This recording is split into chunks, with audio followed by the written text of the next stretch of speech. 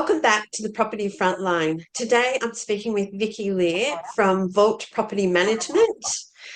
And our topic today is how to select a good property manager. Actually, a great property manager, because that's what we need, right? Hi, Vicki. How you going? Oh, good morning, Deb. Very great. Yourself? I'm good. Right. So can you tell us a little bit about what you do at Vault? Sure. So Vault Property Management was born, my sister and I actually run the business. I've worked in real estate for 30 odd years and just felt the need for a customer service based property management only business. So that's what we do. We pretty much run residential and some commercial property management in different states though, so that our investors haven't the need for a separate property manager in each different location that they may buy. But we're happy to look after one or multiple investors. And we cover 3 states. So we do Brisbane CBD and surrounds. We do Adelaide CBD and surrounds. And then we do Sydney right down through to the Illawarra and Shellhaven area as well. And it's only property management based that we do. Yeah. And that's really important that it is really focused that way, because a lot of the clients that we work with have like they've got, if they've got 4 or 5 properties, they've got 4 or 5 property managers, and it's too much, really, too much admin for them to handle. So it's better to be with someone who is looking after the broader portfolio. Yeah. Have you found that? We do. We find that investors, well, they're poor for one. So if they're going through a buyer's agent like yourself, that takes some of that time off them. But then they don't want to have to be managing several different agents and thinking, oh, have I had this done or got this done, things like that. So we can take that headache away from them and actually give them some time back, which is what they're trying to build that lifestyle, hopefully for. Yeah. And give that back to their family or to doing what they want to do and enjoy what they want to do, weekends, etc. So Yeah, that's so true. It really is about saving people time, but also making sure they're optimizing their assets, right? yeah, Okay. definitely. So why is it important to have, well, number one, a property manager and not manage the property yourself, like we used to see years ago? Oh my God. Um, and yeah, so why do we need property managers? And also, um, what is the benefit they give in looking after your property? Well, first and foremost, I think in maximizing your cash flow. So just managing it yourself, you haven't got access to all the tools that we do have. You can hop on REA or Domain and have a look at what properties are asking, but that's not actually telling you what they're renting for. So we have databases available to actually what price is that they've achieved. So we can actually look at your rental price and give you an actual accurate, pricing on what you can get as far as a return on investment, but Mm, also looking after your property as well. There's so much compliance out there these days, yeah, with water, smoke alarms, minimum housing standards. So making sure you can comply, lodge bonds so that you're protected against, things that a tenant, if they've not paid rent or have cause damage and things like that, that you're protected against those as well. And yeah, just understanding the lease agreement and the actual Residential Tenancies Act. So there's a lot of sub-regulations in that yeah, act that we basically learn and have access to. And everything's not in writing. I think I had a landlord ask the other day about something and we're like, where's the legislation for that? Well, it's not. A lot of it is case study as well and what we've learned yeah, the years of, the rights and the wrongs. So I think for first and foremost is to maximize that your investment. But we also find that because housing is difficult, there is a lot of, I suppose, untoward people applying for properties because owners don't have access to also national databases that if a tenant's truanted before, has not paid rent, a landlord doesn't have the capability to search those tenants and to look up for that. So for us it is important that a landlord checks applications, checks financials, affordability, if they've defaulted previously, so that they get the right tenant in there, that they're not going to get a prey. We find those tenants prey often on the private owners because they can't check all of that. So Yeah, there is so many traps for people who aren't using a professional property manager. And we can talk about those in a second. yeah, and I think these days that one of the important questions is a lot of the insurance companies ask, are you with a property manager and things like that, because the premiums change as well. Obviously, because they realize that the private landlord's probably not ticking all the boxes to ensure that everything's safeguarded against. Yeah, exactly. Okay, so if I'm out there buying property, not me, but my clients, and I'm trying to decide um, how to choose a good property manager, what are the key indicators, or what are the things that we should be looking for as property owners to try and identify good property managers? Sure. I think first and foremost for me is a property manager sometimes is governed by time. So if a property manager hasn't got back to you in a timely response, it probably means that they're already managing way beyond their capacity. They're in a stressed environment and they can't, they haven't got the time to get back to you now.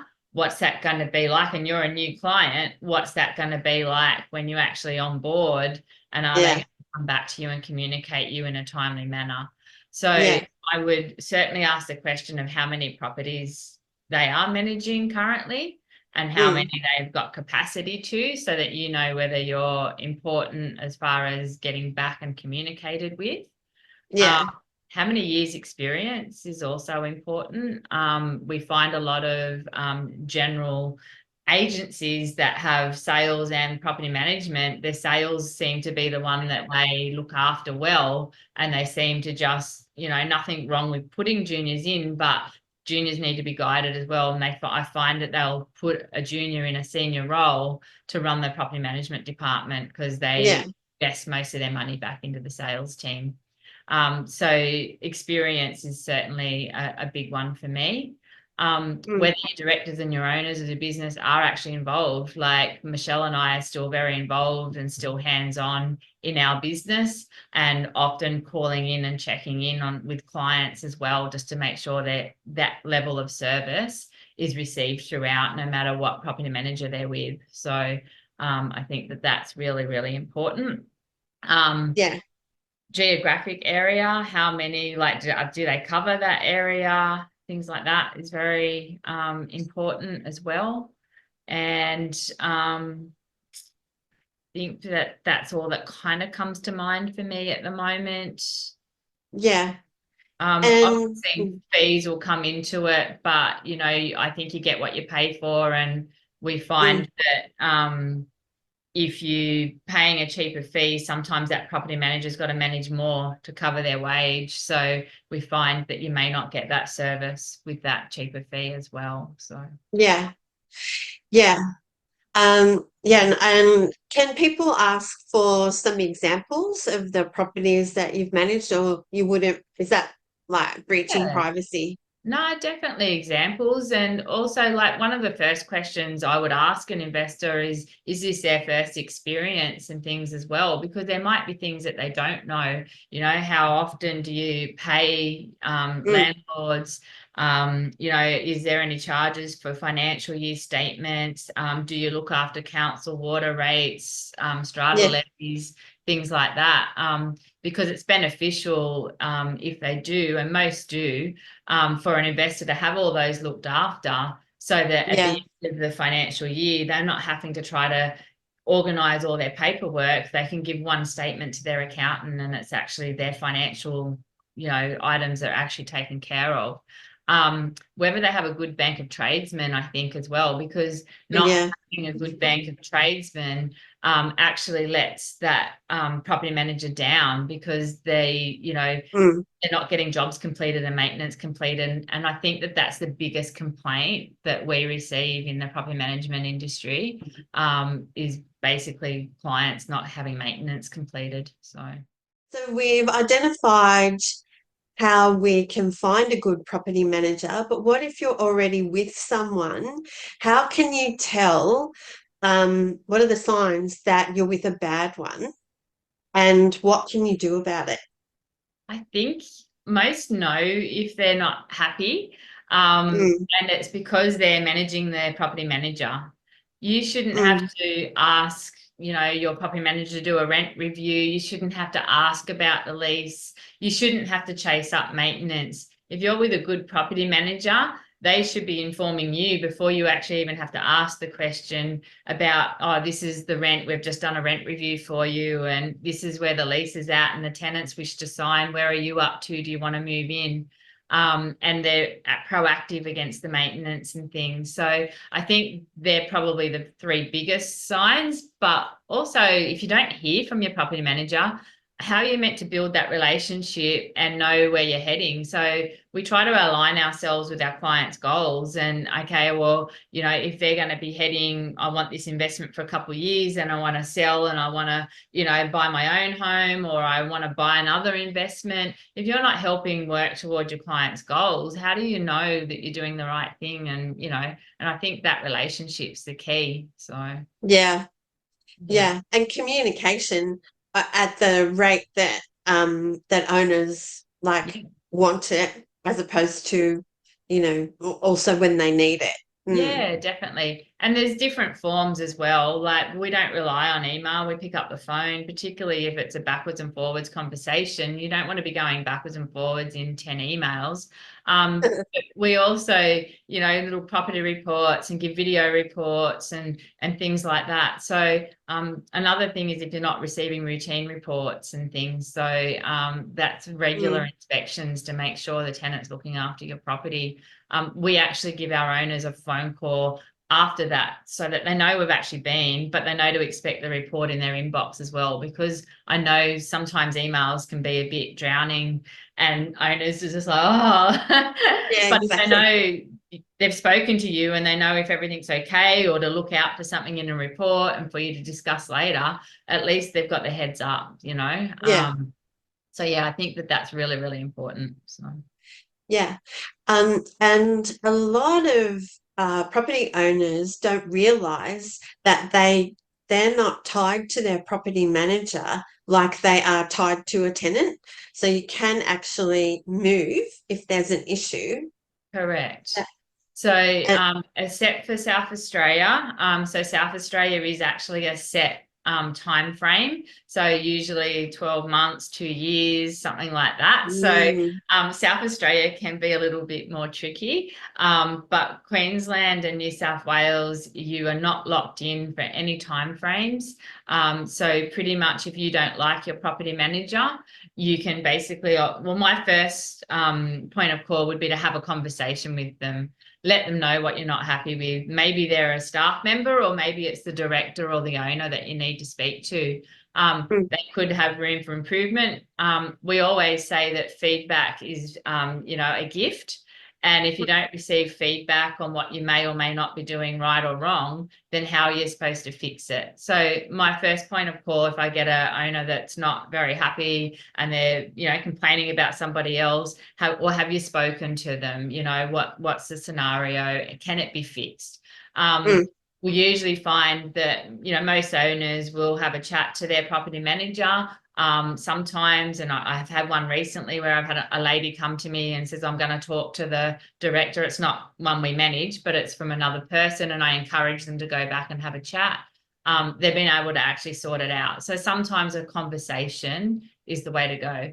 However, if you yeah, feel like your relationship's not, you're just not going to rebuild it, it's not happening, or you've given it another chance, or this is, so many times this has happened, then usually it's only either, most agents will have either 30 or 60 days notice period in. So you yeah, just to terminate the agency agreement with a email in writing to say that you're terminating and taking the property in 30 to 60 days. Your new agent that you appoint will usually go and do all the actual legwork for you. So they'll go and collect documents, or if they're emailed through electronically these days, collect keys, and then they usually will go and do a meet and greet with the property tenant, and then basically give you a rundown of where everything's up to. So, Yeah. but yeah, communication is like 100% the first point of call. Yeah. I'll share some of my horror stories a little bit later. But yeah, okay. All right. So can you give property buyers and owners a few tips for getting the best from their current property manager? Yeah, I think leave the lines of communication open. Usually we're ringing you for a reason. Mm, And sometimes not all bad. So some owners like, oh, we actually do feel good phone calls as well. So they are a bit shocked going, what are you ringing about? Well, nothing. So it's not always money we want from you. yeah. Or And I telling think you something bad. Yeah. yeah. And I think when they buy a property is to always allow a buffer, because you don't know when that hot water system's going to go, or the air conditioning needs servicing, or, the stove top no longer works and things like that. So there are essential repairs that an owner needs to do. And then there's requests, we call it. So basically they don't have to do everything, that a tenant asks, but there's some things are just general requests, and some are minimum housing, that they do need to do as well. So, Yeah. but yeah, and we verbalize the way, like we find out the way our owners want to be communicated with. So whether that's through email, whether it's through phone, whether it's through WhatsApp, Messenger, all sorts of things. So, yeah, communicate, I suppose, with your property manager. I mean, we will ask, in what the best preference is. Also as to, time frames, if there's certain days or times that do or don't work for you, we can do that for you as well. So Yeah. I suppose then, a landlord really shouldn't have to do much to get the best out of their property manager than, other than communicate, really, I believe. Or if there's something they're not happy with, is to just voice it, that's something Yeah. with you. So Yeah. And so I did say that I would mention a couple of horror stories. As a buyer's agent, I've been able to pick up some great properties because people simply had a bad property manager. yeah, That's happened more often than I'm sure the industry would like to think about. But so often people will say that they're selling because the property isn't working for them anymore. yeah, And when you dig into it, it's usually because they've got bad tenants in there, or the property manager just has not done their job. Yeah, so it really is a bit of a warning for people to be. I don't believe that there's really bad property or bad tenants. It's really dig straight into the property management, oh, it's many. and then things should be, worked out from there. I Um, agree. And mm, we want our investors to have a great experience. And, and I think the first step to that is to open communication. We're the same with our tenants as well. So it's got to work both sides. So, that's right. a Yeah. property doesn't work without a great tenant, and you've got to Mm, keep that line of communication open. We find that most, like, I suppose, in properties that we've picked up or managed, we've found that the tenant has had, if the landlord's not getting communication, we often find as the tenant hasn't had it either. So exactly. I've had one owner come to me. I've had a tenant in there for 11 years, and she's only just found out the tenant's done their own repairs and things Yeah. because the property manager wasn't communicating. I mean, she's horrified because she's willing Yeah. to spend money on her property on, items that do need repair, and she's just horrified that, and then chasing them for rent reviews and things like that. So, Mm, it's mm, really sad to see that. Unfortunately, if it's not a great property manager and the owner's not receiving communication, it's, 100% the tenant's not either. So, and it takes Yeah. two to keep that, you know, we're a manager, so we're managing relationships both sides to actually make the property work. So Yeah, that's so true. And even though in the media they're saying that, or they're trying to be cause an adversarial relationship between property owners and tenants, no. really, like with great tenants, you do whatever you can to keep them Yeah, because it's yeah. too traumatic to actually change them. At least I think so. We've had tenants Um, move out and they've actually come back because they've liked the way we've treated them, you oh know, yeah. and they haven't gone to another agent, you know. But we've also Mm, had tenants become investors. So, you yeah, know, people kind of, you know, some people put hats on tenants and it's just like, wow, they're not, you know, they're great people just like you and me. And like we've all started somewhere in our lives as well, you know. yeah, Well, I've rented somewhere and then I've yeah. brought and things like that. So we've all gone through that journey. And I think if Mm, you can guide a tenant, you know, hopefully they get to that journey themselves. Buying's not for everybody, but we guide them down the facts. You know, if they start off their relationship on a great foot, they'll never have a problem in getting a property, getting a loan, getting whatever they want because they've started off on the right foot. So yeah. And another, question kind of without notice. I yeah. better start that question again. So another question, you don't have to answer it, but I'll start it. So have you found it tricky to keep up with the rental increases over the last couple of years? It's not tricky. I suppose we're getting a lot of pushback from tenants, but I think the media has obviously helped push rental increases and things like Mm, that. But I've been through this, I'd have to say it was probably about 20 years ago. It was somewhere in the like 2000, early 2000s, when I mm, was a property manager in this role. And I've seen rents do exactly the same. Interest rates go up, rents go up, and the rents just don't go up because interest rates go up. The rents go up because when interest rates fly, we find that some investors can't afford it because they're brought with their affordability capacity is not there. So they mm, have to sell. And then that makes more people in the rental market. And then yeah, basically we also find that a lot of investors don't want to reinvest when the interest rates are high. So that dries up. And then builders stop building because the interest rates are so high. So that building stops or slows down. It doesn't stop, but it probably slows down. So then we find all that pressure of all these extra housing that used to be there is no longer there because they've sold it and owners have moved in and it's no longer on the rental market. And so we're finding that, it's supply and demand. It's always supply and demand in the tenants industry. So um, yeah, it's a hard pill to swallow, but yeah, they've been able to. And we talk about affordability with the tenants because there's no point putting the rent up $100 a week and your tenant can't afford it.